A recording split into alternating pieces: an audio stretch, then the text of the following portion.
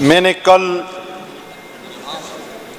یہ درخواست کی تھی کہ یہاں پہ کانسٹیٹیوشن کا حوالہ دیا جا رہا تھا اور اپوزیشن بینچز سے میرے بھائی نے سر اگر یہ ہاؤس ان آرڈر ہو جائے تو میں بات کر لوں. کم از کم یہ غنی افریدی صاحب بات کر رہے ہیں تو آپ کائنڈلی بیٹھ جائیں اپنی سیٹوں پہ. تو اپوزیشن بینچز سے میرے بھائی نے کانسٹیٹیوشن کی 18ویں ترمیم کی بات کی تو میں نے سوچا کہ چونکہ میں وکیل ہوں تو کیوں نہ میں اپنا مقدمہ اپوزیشن بینچز کے اپنے بھائیوں کے سامنے رکھ دوں. تو میری یہ گزارش ہے اپنے بھائیوں سے کہ 18ویں ترمیم کے بعد یہ سفر 26ویں ترمیم پہ ختم ہوا اور 26ویں ترمیم نے اس ہمارے عدلیہ کے نظام کا سسٹم کا بیڑا غرق کر دیا اور تباہ کر کے رکھ دیا.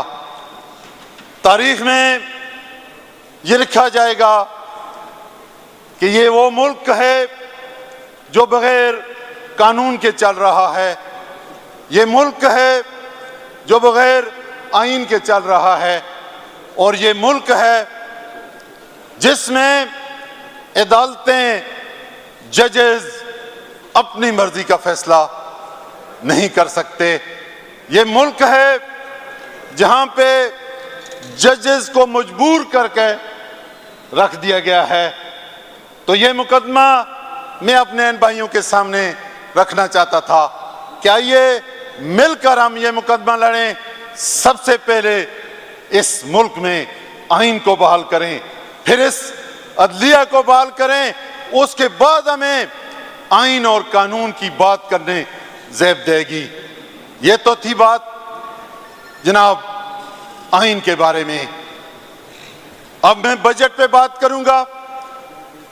جب ہم پبلک میں جاتے ہیں, لوگوں کی محرومیاں دیکھتے ہیں, ان کی بے بس نگاہیں دیکھتے ہیں, تو اس کی ترجمانی ایک شاعر نے ان الفاظ میں کی ہے کہ الہی یہ بلائیں مجھ سے دیکھی جا نہیں سکتی, مصیبت کی گھٹائیں مجھ سے دیکھی جا نہیں سکتی, بنی آدم بہہ جاتا ہے طوفان حوادث میں, یہ پر حسرت نگاہیں مجھ سے دیکھی جا نہیں سکتی. تو جناب چیئرمین, ایک طرف مہنگائی ہے, غریب مہنگائی میں پسا جا رہا ہے.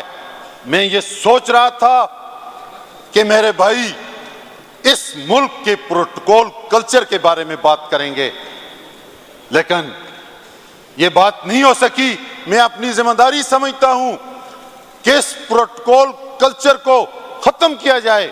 یہ کسی سیاسی حکومت کے بارے میں بات نہیں کر رہا, پروٹوکول سب لے رہے ہیں اور دنیا میں یہ پروٹوکول کہیں پہ نہیں ہے.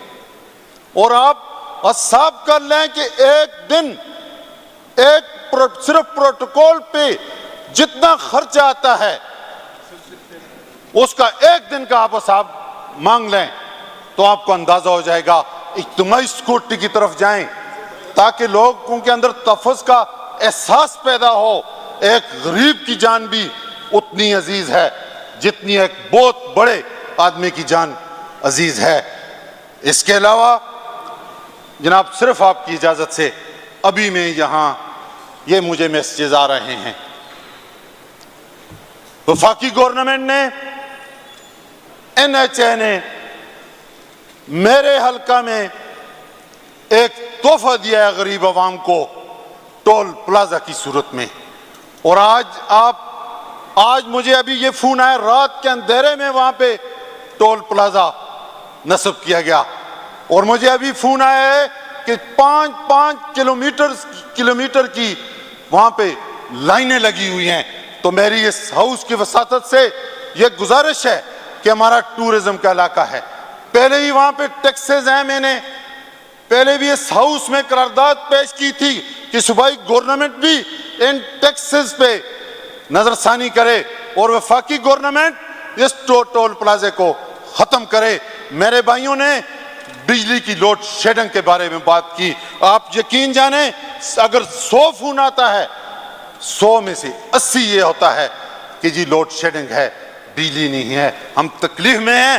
تو میں یہ اپنا مقدمہ اپنے اپوزیشن کے بھائیوں کے سامنے رکھنا چاہتا تھا کہ خدا را وفاقی حکومت سے اس لوڈ شیڈنگ کا خاتمہ کرائیں اور اس ہمارا جو ٹول ٹیکس ہم پہ نافذ کیا جا رہا ہے اس کا ازالہ کریں۔ ایک اور بات، میری پیر صاحب یہاں پہ بیٹھے ہیں، میرے علاقہ میں ایک ایریا کو نیشنل پارک ڈکلیئر کر دیا گیا ہے، کمال بند، پھاگل کمال بند، جہاں پہ آبادی ہے اور دن کو وہاں پہ چیتے